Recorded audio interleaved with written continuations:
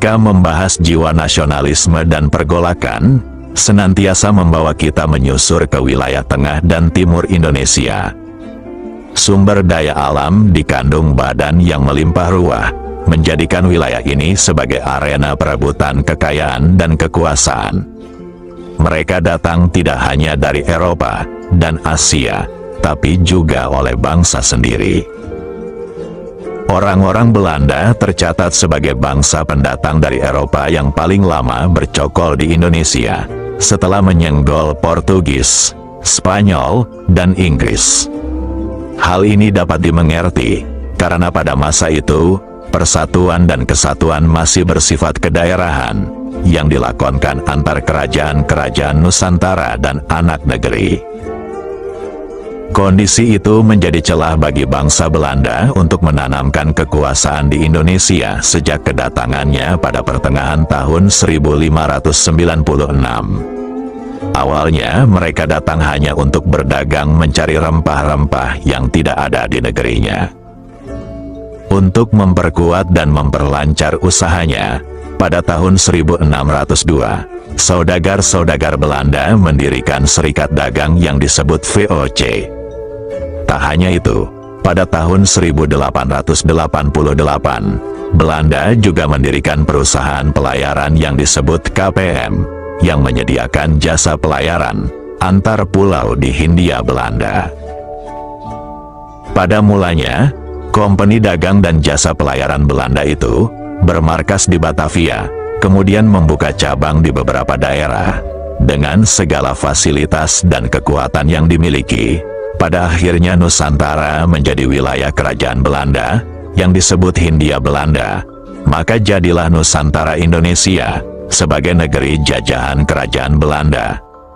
Pada tahun 1814, untuk mempertahankan kedudukan di tanah jajahannya, pemerintah kerajaan Belanda membentuk angkatan perang yang disebut Kenil. Tidak sembarangan menjadi anggota tentara Kenil, harus melalui persyaratan dan kriteria tingkat kesetiaan kepada Belanda. Kalaupun berhasil diterima, salah satu kebanggaan tersendiri kala itu. Tentara Kenil direkrut, selain orang-orang Belanda juga dari warga jagoan pribumi. Tentara Kenil dari jagoan pribumi inilah kemudian hari melakukan aksi kudeta di Sulawesi Utara. Mereka balik melawan Belanda dan memilih bergabung mempertahankan kedaulatan negara Republik Indonesia. Berikut kisah kejadiannya. Berdasarkan hasil konferensi meja bundar di Den Haag tahun 1949, pemerintah kerajaan Belanda mengakui Indonesia sebagai negara merdeka dan berdaulat dalam bentuk Republik Indonesia Serikat, RIS. Dengan terbentuknya negara Republik Indonesia Serikat, berarti berakhir pula pemerintahan Hindia Belanda di Indonesia. Akan tetapi sebagai dasar penjajah, Belanda masih terus berusaha mempertahankan aset dan kedudukannya, serta melakukan provokasi di wilayah Indonesia Timur. Sementara itu, dalam tubuh tentara Kenil terjadi pro kontra, sebagian mendukung Belanda, dan sebagian mendukung Republik Indonesia Serikat, dan bergabung dengan Angkatan Perang Republik Indonesia Serikat, APRIS. Demikian halnya anggota Kenil yang bermarkas di Sulawesi Utara. Serdadu Kenil dari golongan pribumi terbelah dua. Lantas, beberapa serdadu Kenil yang pro-Republik Indonesia mencopot tanda kemiliterannya sebagai anggota Kenil Belanda. Kemudian mereka membentuk organisasi yang disebut Front Laskar Pemuda, FLP. Bekas serdadu Kenil yang tergabung Front Laskar Pemuda di Sulawesi Utara, diantaranya Lawrence Saerang, Lexi Anes dan Franz Wawor, dan lainnya. Mereka didukung oleh bekas tentara Kenil yang pernah bertugas di Jawa, yang terlebih dahulu telah bergabung dengan Angkatan Perang Republik Indonesia, seperti Kawilarang, J.F. Warau dan putra Minahasa lainnya. Front Laskar Pemuda kemudian melakukan gerakan militer dan menyerang markas dan tangsi-tangsi Kenil yang masih mendukung Belanda. Awal gerakan bermula di Manado, pada tanggal 25 April tahun 1950, sekira jam 8 malam, salah seorang tentara Kenil bernama Sersan Frederick Bolang, baru saja tiba di rumahnya, lantas didatangi oleh anggota Front Laskar Pemuda dengan memakai jaket merah putih. Laskar Pemuda yang datang itu, diantaranya Lawrence Fritz Serang, Lexi Anes, Franz Wawor, dan Alex Mengko. Maksud kedatangannya, mengajak Sersan Frederick Bolang bergabung dengan Republik untuk melakukan operasi militer dan kudeta terhadap markas militer Belanda. Ternyata kedatangan dan ajakan itu diterima baik oleh Sersan Frederick Bolang. Sersan Frederick Bolang adalah putra Minahasa kelahiran tahun 1919 di Kawangkoan, Tonsea, Manado. Sersan Frederick Bolang dikenal serdadu Kenil yang cukup berpengalaman karena prestasi militernya pada Perang Dunia II, sehingga ia mendapat penghargaan militer dari Belanda dan sekutu. Bahkan ia pernah menjadi salah satu anggota pengawal Letnan Jenderal Spoor, Panglima Militer Belanda di Indonesia masa itu.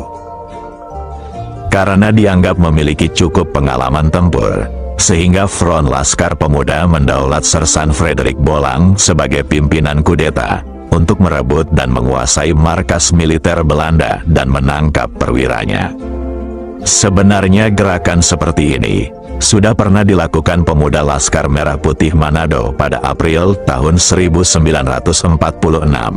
ketika kelompok pemuda waktu itu berusaha melucuti markas militer Belanda di Telling.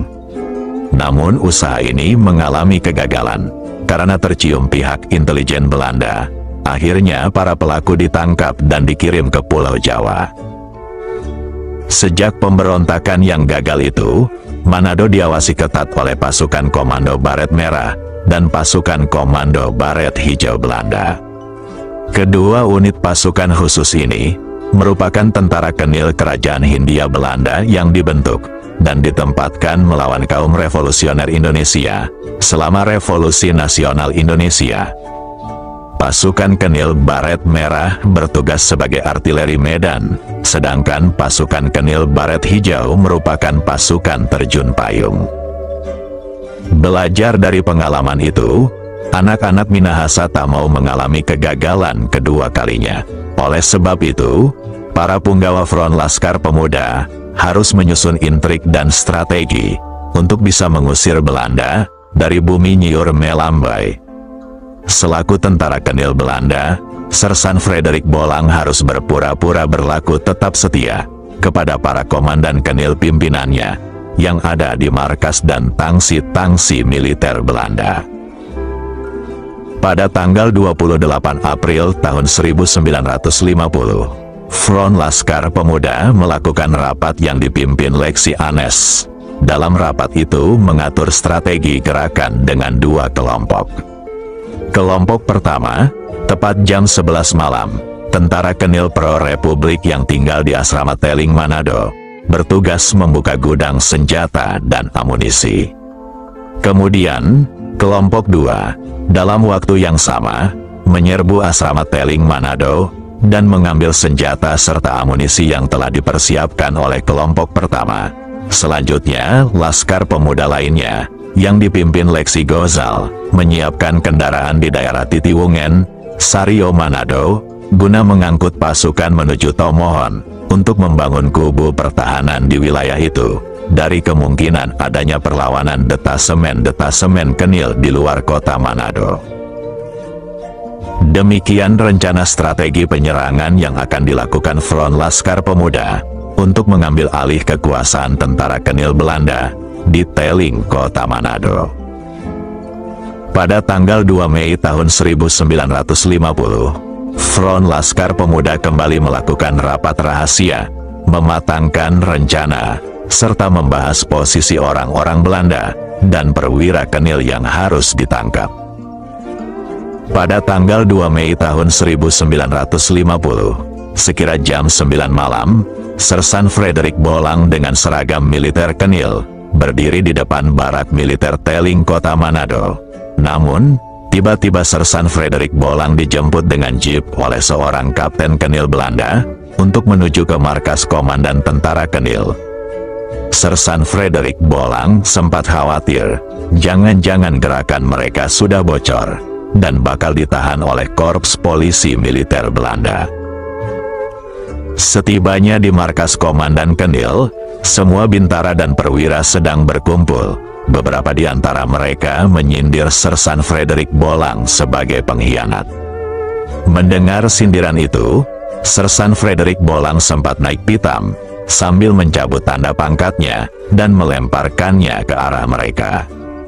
Tetapi Kapten Kenil yang menjemputnya tadi memungut kembali tanda pangkat itu sambil berkata, pangkat itu diberikan oleh Ratu Kerajaan Belanda, seraya memasang kembali tanda pangkat pada pundak Sersan Frederik Bolang.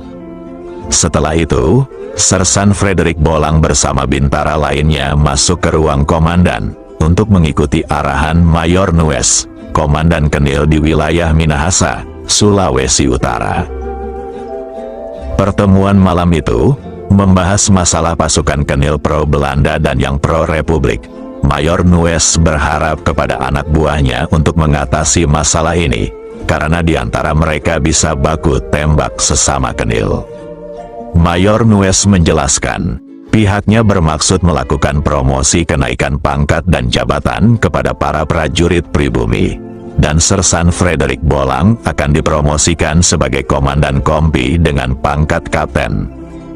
Dalam pertemuan itu, Mayor Nues memerintahkan para bintara mengumpulkan prajuritnya apel bersama esok pagi di halaman markas Komandan Kenil untuk mendapatkan arahan.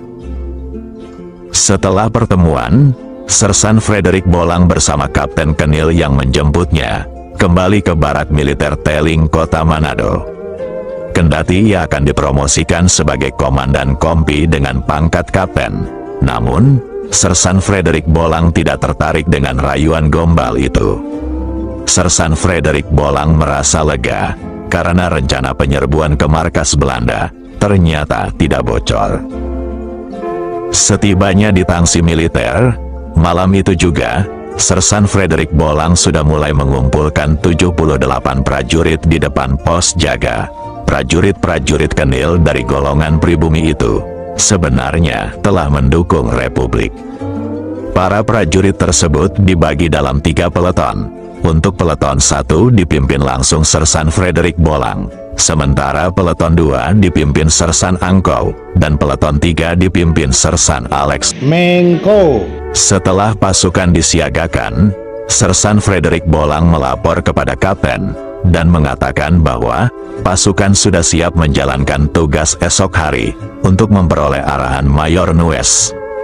Namun, ketika pasukan Sersan Frederik Bolang mulai keluar dari gerbang tangsi militer Teling, tiba-tiba terdengar bentakan kasar dari Letnan Antoinette, seorang komandan pasukan Baret Merah Kenil.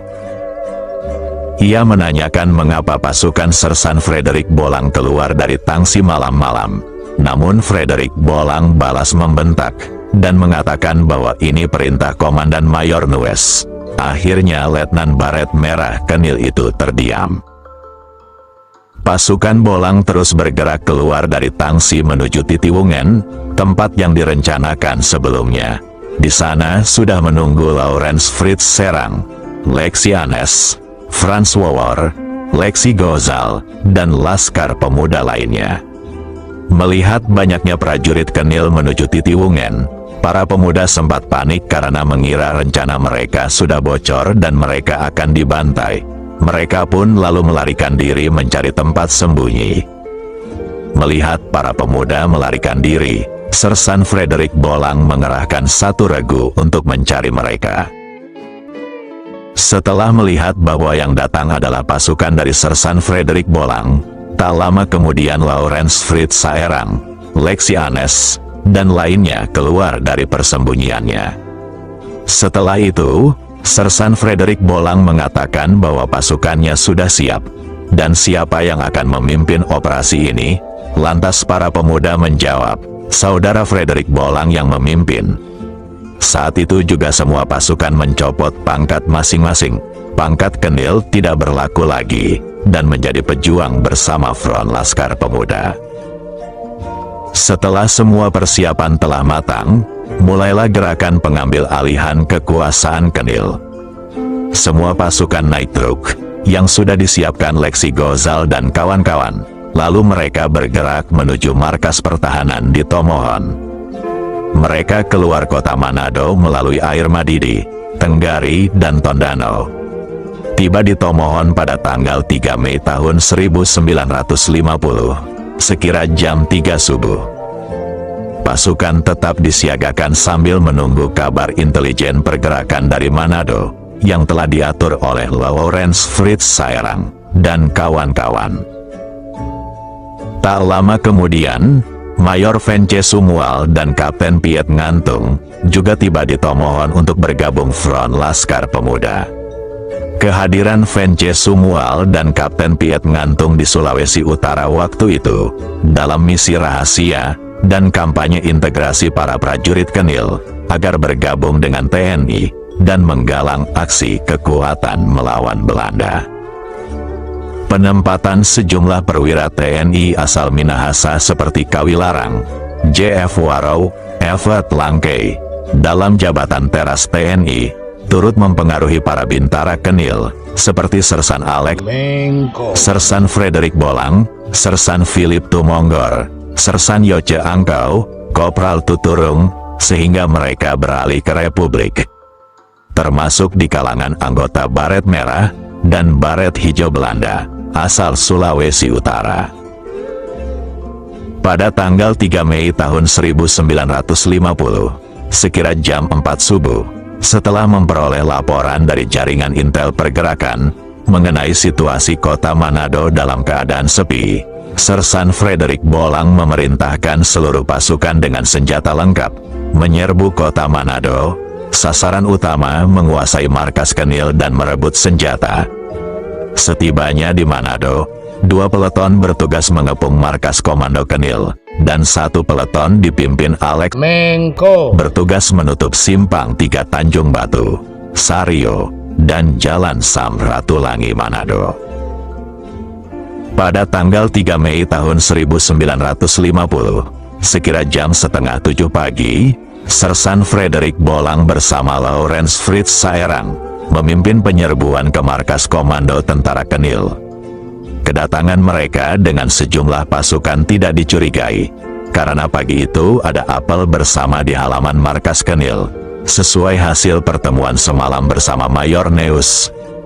Saat itulah, pasukan Sersan Frederick Bolang dan pasukan Lawrence Fritz melucuti pasukan Kenil yang bertugas di markas, dan menangkap Komandan Kenil, Mayor Neus. Setelah menguasai keadaan, dilanjutkan pernyataan alih kekuasaan militer dan sipil dari Mayor Neus kepada para pemuda atas nama pemerintah Republik Indonesia. Setelah penyerahan alih kekuasaan, dilanjutkan penurunan bendera Belanda dan diganti pengibaran bendera merah putih yang dipimpin Lawrence Fritz Saerang. Para perwira dan bintara Kenil serta orang-orang Belanda dikenakan tahanan rumah dan diperlakukan dengan baik. Masalah keamanan dan logistik dijamin oleh Front Laskar Pemuda.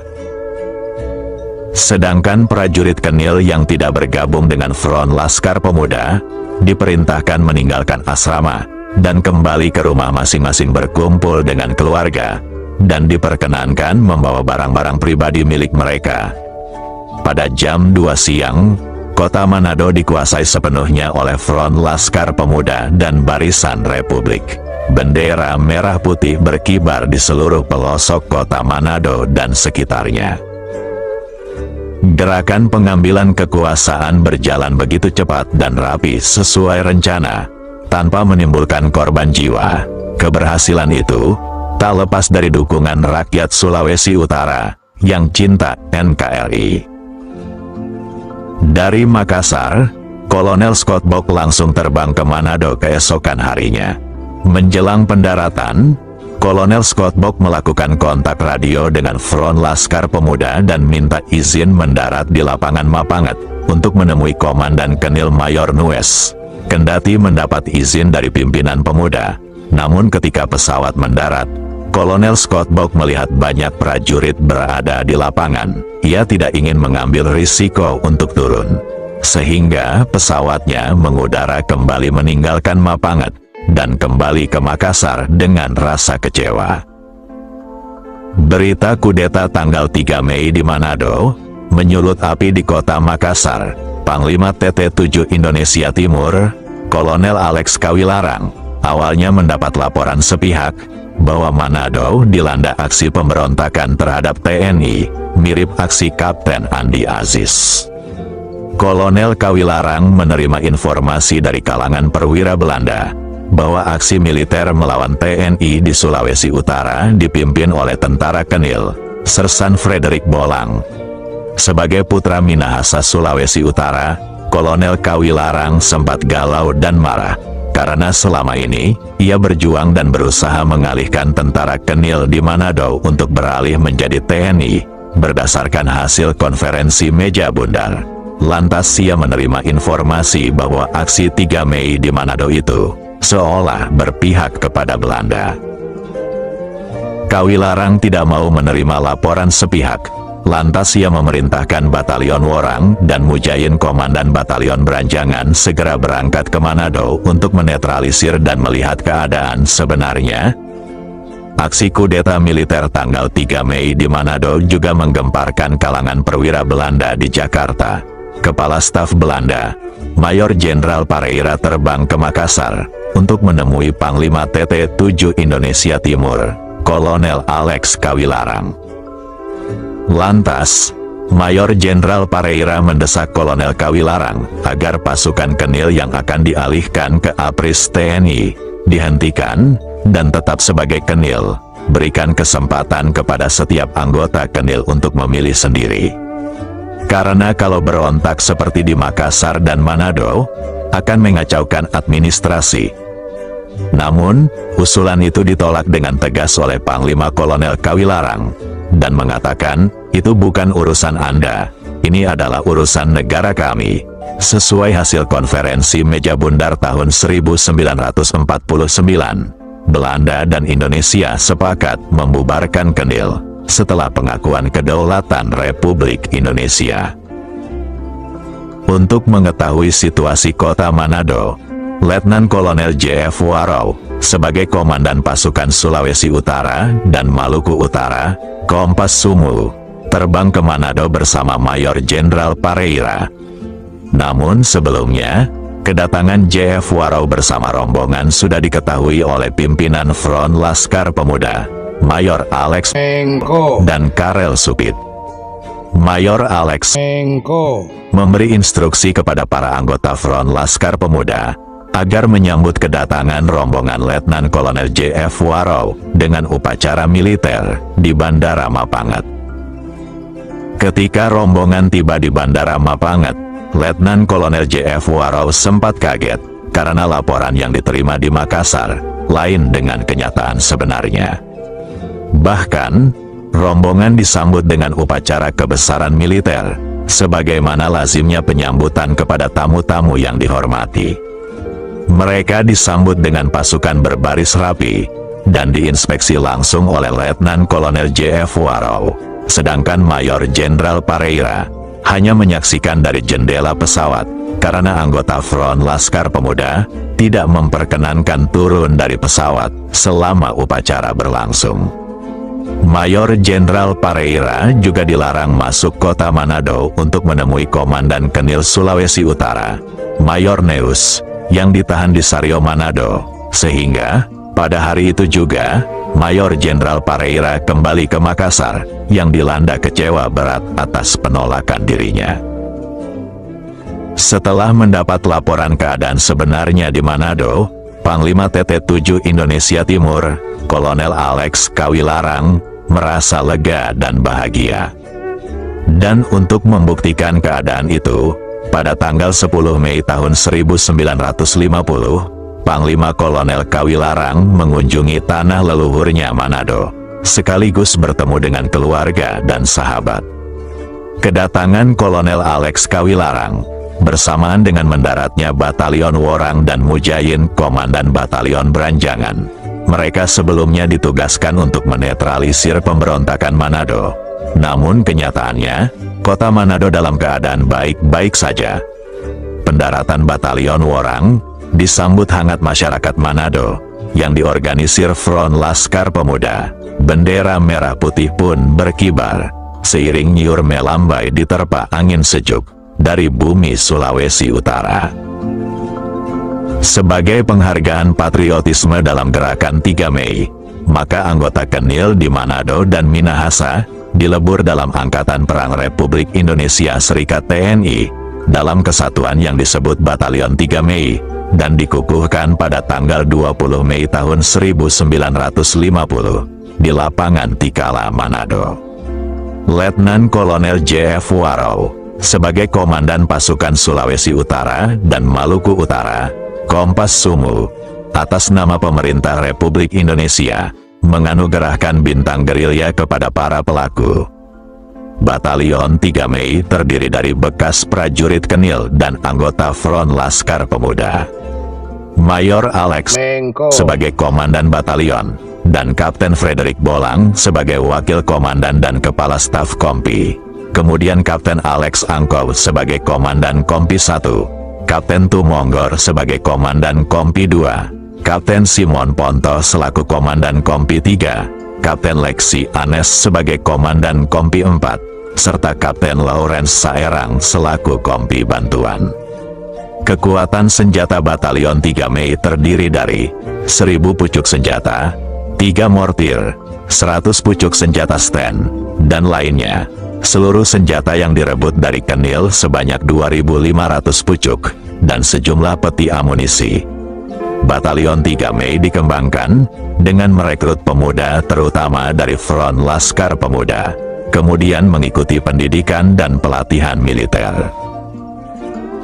Pada Juli tahun 1950, Panglima TT7 Indonesia Timur, Kolonel Kawilarang menugaskan Batalion 3 Mei di bawah pimpinan Mayor Alex dan Kapten Frederick Bolang untuk menumpas pemberontakan Kenil dan RMS di Maluku Selatan.